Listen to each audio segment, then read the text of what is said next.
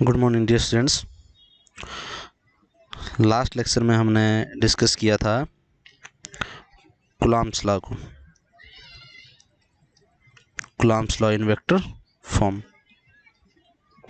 तो हमने बात किया था कि दो चार्जेस के बीच में जो फोर्स है उसका मैग्नीट्यूड वो किसके इक्वल होगा, Q1 Q2 divide by 4 pi epsilon not R square, अगर हम मैग्नीट्यूड की बात करें, ठीक है। और 1/4 पाई एप्सिलॉन नॉट जो वैल्यू है that is 9 into 10⁻⁹ numerical value newton metre square पर कूलॉम स्क्वायर। क्लियर है?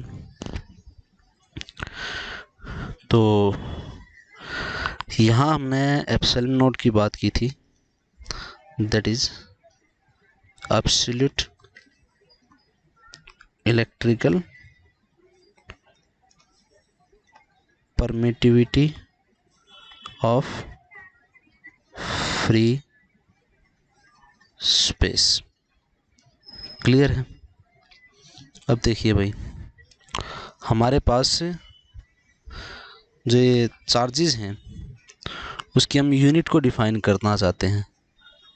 तो देखिए, हम सभी जानते हैं, 10th क्लास से पढ़ते आ रहे हैं भाई, कि जो SI यूनिट है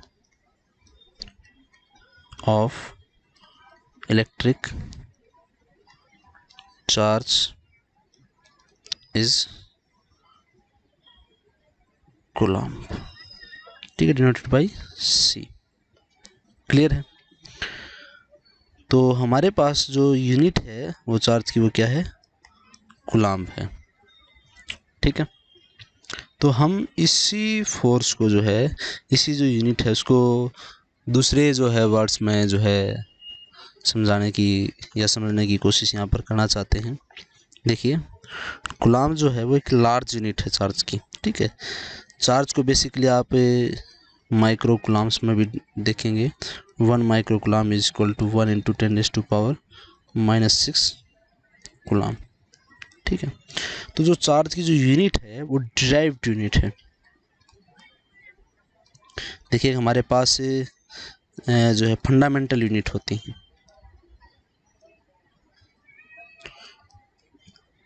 जैसे फॉर एग्जांपल मास है, मास की जो यूनिट है kilogram, that is a fundamental unit, ठीक है। उस तरीके से जैसे आपके पास जो टेम्परेचर है उसकी जो यूनिट है kelvin, that is fundamental unit. तो इस तरीके से हमारे पास जो यूनिट्स हैं वो कुछ आपकी जो है डिराइव्ड यूनिट्स हैं और कुछ आपकी कैसी यूनिट हैं, फंडामेंटल यूनिट्स हैं। जो फंडामेंटल यूनिट्स का ही इस्तेमाल करके हम जो है अपना जो डिराइव्ड यूनिट्स है उनको डिराइव करते हैं, यानी कि दूसरे यूनिट्स जो है बनाते हैं, ठीक है। तो तो charge that is also a the coulomb जो है that is also a derived unit, ठीक है।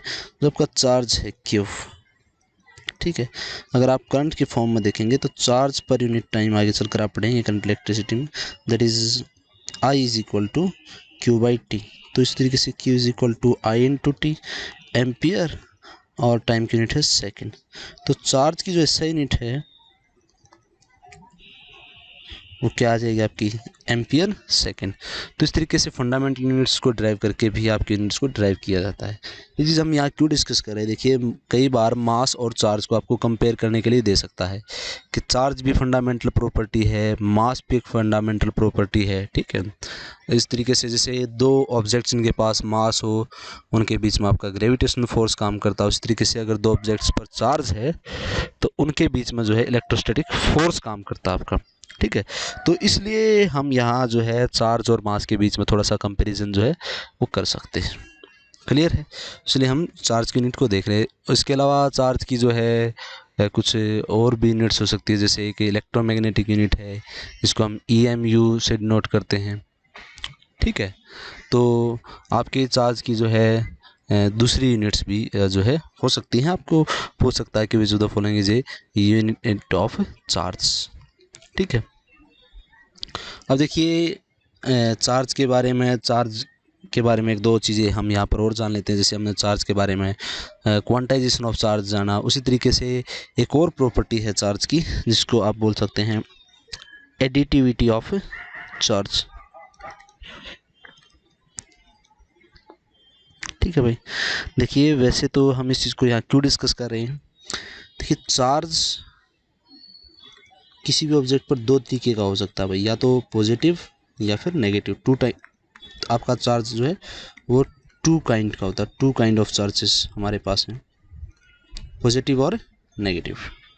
तो मान लीजिए मेरे पास ये कोई ऑब्जेक्ट है, ठीक है, इस पर कहीं सपोज कीजिए पॉजिटिव चार्ज है, इधर इस पर नेगेटिव चार्ज, इधर फिर पॉजिटिव चार्ज है, इधर नेगेटिव चार्ज है, ठीक है, क्लियर है, इधर पॉजिटिव चार्ज। तो इस पर अगर आपको टोटल चार्ज निकालना हो, total charge on an object, तो उसको बेसिकली आप क्या करेंगे, ऐड करेंगे। मान लीजिए ये चार्ज आपका Q1 है, ये चार्ज आपका Q2 है, ये चार्ज आपका Q3 है, ये चार्ज आपका Q4 है। तो जो चार्ज है वो मैं आपको स्टार्टिंग में बता चुका हूँ, चार्ज जो है वो एक स्केलर क्वांटिटी है, स्केलर क्वांटिटी है, वेक्टर क्वांटिटी नहीं है, भले ही चार्ज के आगे प्लस और माइनस के साइन है। तो हम चार्ज को क्या करेंगे, इस तरीके से ऐड करेंगे, Q1 plus Q2 plus Q3 plus Q4, और इधर आपके जो साइन होंगे वही आ जाएंगे। ठीक है, जैसे Q2 नेगेटिव है तो समझ रहे मेरी बात। मान लीजिए एक ऑब्जेक्ट पर 10 कूलम चार्ज है पॉजिटिव, -6 कूलम चार्ज है दूसरी जगह पर, तीसरी जगह पर चार्ज है 3 कूलम, तो नेट चार्ज कितना होगा इस पर, आप इस तरीके से ऐड करेंगे 10 - 6 + 3 that is 13 - 6 that is 7 coulomb. ठीक है, तो आपका जो चार्ज है वो कितना होगा इस ऑब्जेक्ट पर, 7 कूलम। क्लियर है। तो यही प्रॉपर्टी जो है चार्ज की वो क्या कहलाती है, एडिटिविटी ऑफ चार्ज। चार्ज जो है किसी भी ऑब्जेक्ट पर उसको आप ऐड करेंगे simple by using algebra loss. ठीक है, वेक्टर के नियम यहाँ पर लागू नहीं होते क्योंकि चार्ज जो वो क्या है कि स्केलर क्वांटिटी है, charge is not a vector quantity. तो इस चीज़ को आपने ध्यान में रखना है। ठीक है, चार्ज की यूनिट जो वो ड्राइव यूनिट है, दो ऑब्जेक्ट्स के बीच के चार्जेस को चार्ज की जो प्रॉपर्टी हम देख रहे हैं that is additivity of charge. ठीक है, नेक्स्ट एक टॉपिक है हम डिस्कस करते हैं that is dielectric constant. ठीक है, और या फिर इसको बोल देते हैं रिलेटिव इलेक्ट्रिकल परमिटिविटी। देखिए भाई, आपने एब्सोल्यूट इलेक्ट्रिकल परमिटिविटी के बारे में पढ़ा हुआ। हमारे पास दो ऑब्जेक्ट्स हैं, दो चार्जेस हैं। मान लीजिए Q1 चार्ज किसी ऑब्जेक्ट पर A पर, Q2 चार्ज है किसी दूसरे ऑब्जेक्ट B पर। ये अगर किसी मीडियम में रखे हुए हैं, सपोज कीजिए ये एयर है या फिर वैक्यूम है, तो इसके लिए आप एप्सिलॉन नोड का यूज़ करते हो that is electrical permittivity of free space. Clear है। अगर सपोज कीजिए इन्हीं चार्जेस को किसी मीडियम में रखा जाए तो हम उसको एप्सिलॉन से डिनोट करेंगे that is electrical permittivity of the medium. ठीक है, वो पर्टिकुलर मीडियम की इलेक्ट्रिकल परमिटिविटी। तो रिलेटिव इलेक्ट्रिकल परमिटिविटी क्या होगी भाई, इसको हम एप्सिलॉन r से डिनोट करते हैं। अगर हम किसी मीडियम की इलेक्ट्रिकल परमिटिविटी को absolute electrical permittivity of free space से डिवाइड कर दें, क्या करें, रेशियो निकालें किसी भी मीडियम की एब्सोल्यूट इलेक्ट्रिकल परमिटिविटी और absolute permittivity of free space, इन दोनों का रेशियो लें तो देन हमारे पास जो रेशियो आता है that is relative electrical permittivity. जाहिर सी बात है, एक उसी क्वांटिटी को उसी क्वांटिटी से डिवाइड कर रहे हैं तो there is no unit of relative electrical permittivity. ये क्वेश्चन एग्जाम आपसे पूछ सकता है कि what is the SI unit of relative electrical permittivity, और हम एब्सोल्यूट इलेक्ट्रिकल परमिटिविटी यूनिट को टिक कर देते हैं जल्दबाजी में। ठीक है, तो इस चीज़ का ध्यान रखें। यही जो रेशियो है that is known as K, that is your dielectric constant. देखिए ये जो के हमने कुलाम्स लॉ में यूज़ किया था, that is F is equal to K into Q1 Q2 divide by 4 r square. तो ये जो के है ये कांस्टेंट ऑफ प्रोपोर्शनलिटी था, जिसको हम इलेक्ट्रोस्टैटिक कांस्टेंट भी बोलते हैं, इलेक्ट्रिक कांस्टेंट ऑफ फोर्स भी बोल देते हैं। ठीक है, ये जो के है that is your dielectric constant. ठीक है, तो ये आपसे पूछ सकता है कि what is dielectric constant, that is the ratio of electrical permittivity, absolute electrical permittivity of a medium to the absolute electrical permittivity of free space. देखिए इसको हम फोर्स की टर्म में भी डिफाइन कर सकते हैं भाई। किस तरीके से, मान लीजिए दो चार्जेस हैं, ये फ्री स्पेस में रखे हुए हैं, तो इनके बीच में फोर्स कितना हुआ, Q1 Q2 divide by 4 pi epsilon naught R square. इसको हम एफ नोट से डिनोट कर लेते हैं। ये अगर दोनों चार्जेस आपके फ्री स्पेस में रखे हुए हैं तो उनके बीच का फोर्स होगा, और अगर ये मीडियम में रखे जाते हैं सपोज कीजिए, तो फोर्स आप एफ से डिनोट कर लेते हैं, तो कितना होगा Q1 Q2 अपॉन में 4 पाई एप्सिलॉन इंटू में आर स्क्वायर। ये फोर्स है मीडियम में टू चार्जेस के बीच में, ये फोर्स है वैक्यूम में। ठीक है, तो इसको एफ नोट से नोट करें, इसको एफ से। हमें एप्सिलॉन अपॉन एप्सिलॉन नोट चाहिए, तो उसके लिए आपको एफ नोट को किससे डिवाइड करना पड़ेगा, एफ से। ध्यान रखें, एफ नोट को एफ से डिवाइड करना पड़ेगा, तब आपका एप्सिलॉन ऊपर जाएगा और एप्सिलॉन नोट नीचे रहेगा। ठीक है, तो इस तरीके से जो आपका एप्सिलॉन आर है, जो आपकी रिलेटिव इलेक्ट्रिकल परमिटिविटी है फ्री स्पेस की, तो वो तब जाके आपका जो है वो रेशियो आपको ऑब्टेन होगा। देखिए इन दोनों को आप डिवाइड करोगे तो आपको एप्सिलॉन आर ऑब्टेन होगा, that is F naught upon में एफ। ठीक है, इधर एप्सिलॉन अपॉन एप्सिलॉन नोड और फोर्स के टर्म्स में लिखोगे तो एफ नोड अपॉन में F, that is the force, the ratio of the force between the two charges placed at a distance in the free space to the force between the two same charges placed at the same distance in a given medium. This ratio is known as relative electrical permittivity और dielectric constant। आप चाहो तो इसको K से denote कर सकते हो। ठीक, तो दोनों ही टर्म्स में आपसे पूछ सकता है भाई। क्लियर है, तो ये चार्ज के बारे में छोटी छोटी सी बातें थी। अब देखिए हमारे पास अगर एक से ज़्यादा फोर्सेज हों, ए नंबर ऑफ फोर्सेज आपके पास हैं, ए नंबर ऑफ चार्जेस, फोर्सेज नहीं चार्जेस आपके पास हैं, तो मान लीजिए हमारे पास ये कोई चार्ज है Q नोट, इसको कुछ चार्जेस ने सराउंड किया हुआ। ठीक है, Q1 Q2 Q3 Q4 Q5 Q6 and Q7। Suppose कीजिए डिस्टेंस जो आपका R1 है। ठीक है, ये डिस्टेंस सपोज कीजिए आपका R2 है, ये डिस्टेंस सपोज कीजिए आपका R3 है। ठीक है,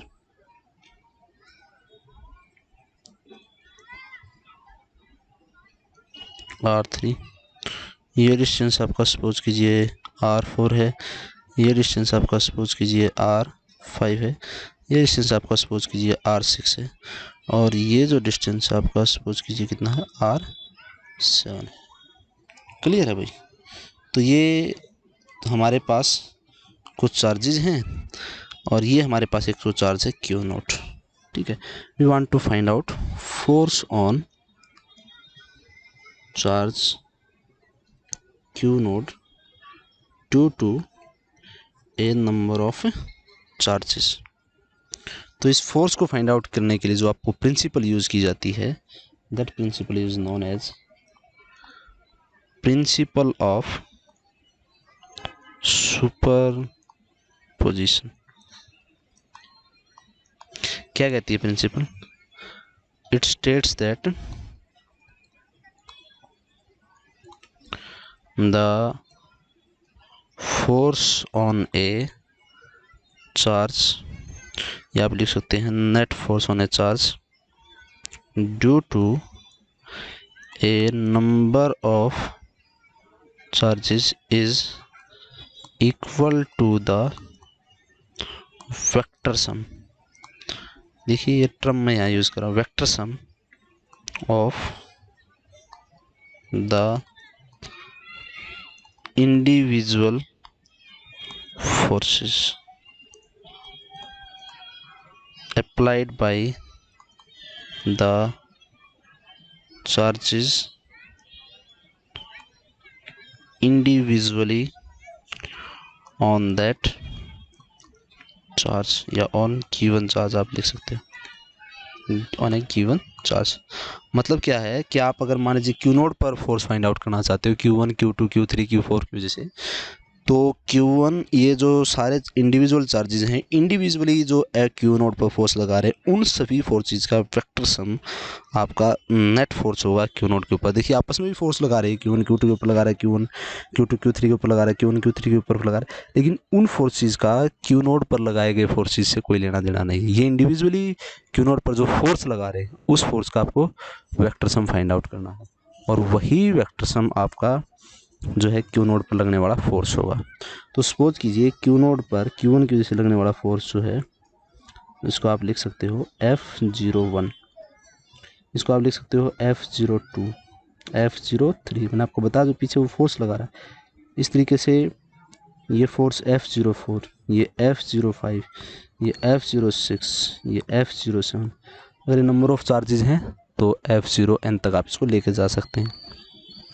डायरेक्शन आप देखेंगे, अगर ये पॉजिटिव चार्ज सपोज कीजिए, टेस्ट चार्ज पॉजिटिव है, ये कुछ पॉजिटिव है, ये नेगेटिव है, पॉजिटिव है, पॉजिटिव है, नेगेटिव है, पॉजिटिव है, नेगेटिव, तो कोई इस डायरेक्शन में लगा रहा होगा, ठीक है, ये इस डायरेक्शन में इसको ट्रैक करा हुआ है, इस डायरेक्शन में, ये इस डायरेक्शन में, ये इस डायरेक्शन में, इस डायरेक्शन में, ये इस डायरेक्शन में, तो हमने वो डायरेक्शन तो पता चल जाएगी आपका कूलम्ब्स फोर्स से, ठीक है। तो हम क्या कर रहे होंगे, उनका जो है वेक्टर सम लेंगे, ठीक है। तो वेक्टर सम सपोज कीजिए आपके पास जो नेट फोर्स है वो F है, सपोज आपके पास नेट फोर्स कितना भाई F है, सपोज आपके पास नेट फोर्स F है। अब इस नेट फोर्स को F से डिनोट कर सकते हैं, नेट फोर्स कितना आपके पास F है। तो ये जो नेट फोर्स है F के नोट के ऊपर, that is given by the vector sum F01 plus F02 plus F03 up to सोन प्लस F0। क्लियर? इन सब का वेक्टर सम, ठीक है। इसको आप बोलते हैं प्रिंसिपल ऑफ सुपर पोजिशन, ठीक है। कुछ एग्जाम्पल जो है हम नेक्स्ट लेक्चर में देखेंगे प्रिंसिपल ऑफ सुपर पोजिशन के, जिससे आप इसको फाइंड आउट कर पाओगे कि भाई किस तरीके से जो हम ये वेक्टर सम जो है फाइंड आउट करते हैं, कुछ एग्जाम्पल के माध्यम से हम देखेंगे, ठीक है।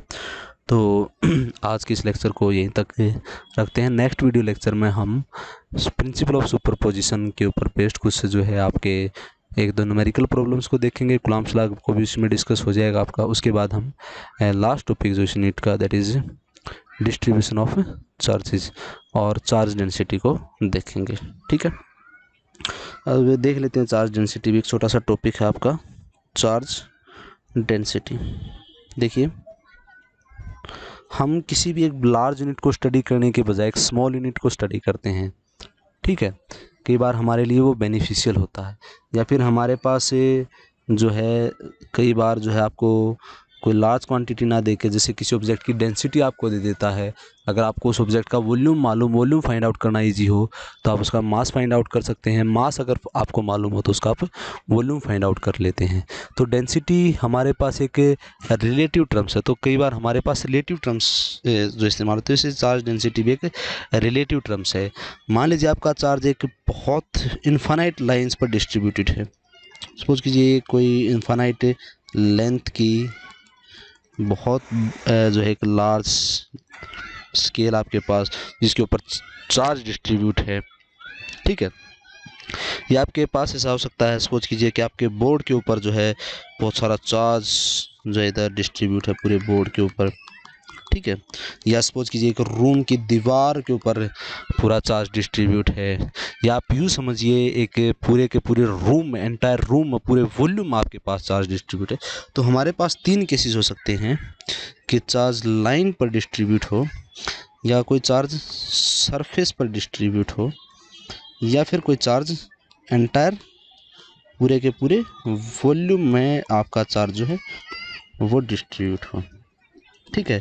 तो हम इन केसेस में जो है चार्ज डेंसिटी फाइंड आउट करते हैं। चार्ज डेंसिटी क्या, देखिए चार्ज डेंसिटी, अगर आपका चार्ज इस तरीके से कोई लीनियरली डिस्ट्रीब्यूट है, किसी लाइन पर डिस्ट्रीब्यूट है, किसी लंबी सी रोड पर डिस्ट्रीब्यूट है, किसी लंबे स्केल पर डिस्ट्रीब्यूट है, तो उसके लिए हम जो है वर्ड यूज़ करते हैं लीनियर चार्ज डेंसिटी। सरफेस पर डिस्ट्रीब्यूट है उसके लिए हम यूज़ करते हैं सरफेस चार्ज डेंसिटी। और अगर वॉल्यूम पर यूज़ है तो उसको हम बोलेंगे वॉल्यूम चार्ज डेंसिटी। इसको लैम्बडा से डिनोट करते हैं, इसको सिग्मा से डिनोट करते हैं, इसको रो से डिनोट करते हैं। Lambda linear charge density, sigma surface charge density, और रो वॉल्यूम चार्ज डेंसिटी। तो देखिए क्या मतलब है, linear charge density that is lambda. तो नेट चार्ज आपके पास जो है उसको आपने डिवाइड करना है वॉल्यूम से, सॉरी लीनियर चार्ज है तो टोटल लेंथ से, ठीक। That is lambda is equal to Q by L. तो ये आपके पास क्या आ जाएगा, टोटल लीनियर चार्ज डेंसिटी आ जाएगी। अब हम इसका इस्तेमाल किस तरीके से करेंगे, सपोज कीजिए हमारे पास ये एक लेंथ है, हम एक छोटा सा स्केल लेंगे, सपोज कीजिए इस पर डी क्यू चार्ज डिस्ट्रीब्यूटेड है और ये लेंथ कितनी है आपकी डी एल। अब चार्ज यूनिफॉर्मली डिस्ट्रीब्यूटेड है, ठीक है। और देखिए अगर आप बड़े स्केल पर बात करते हैं तो चार्ज यूनिफॉर्मली डिस्ट्रीब्यूट, लेकिन बिल्कुल छोटे से स्केल पर बात करेंगे तो चार्ज यूनिफॉर्मली डिस्ट्रीब्यूट नहीं होता, क्योंकि इलेक्ट्रॉन्स यूनिफॉर्मली डिस्ट्रीब्यूट नहीं है। तो उसी चीज़ को यूनिफॉर्म बनाने के लिए हम ये टर्म्स भी यूज़ कर रहे हैं, ठीक है। तो आपका जो चार्ज डेंसिटी है वो डी क्यू बाई क्या हो जाएगी डी एल। जिस केस आप डी एल को इधर ले जाएंगे तो नेट चार्ज क्या हो जाएगा, D Q is equal to lambda into में डी एल। नेट चार्ज निकालने के लिए हम इस डिफरेंशियल इक्वेशन को सोल्व करेंगे और बोथ साइड्स क्या करेंगे, इंटीग्रेट करेंगे। क्लियर है, तो आपके पास क्या आ जाएगा, नेट चार्ज आ जाएगा। क्लियर है। उसी तरीके से surface charge density, surface charge density,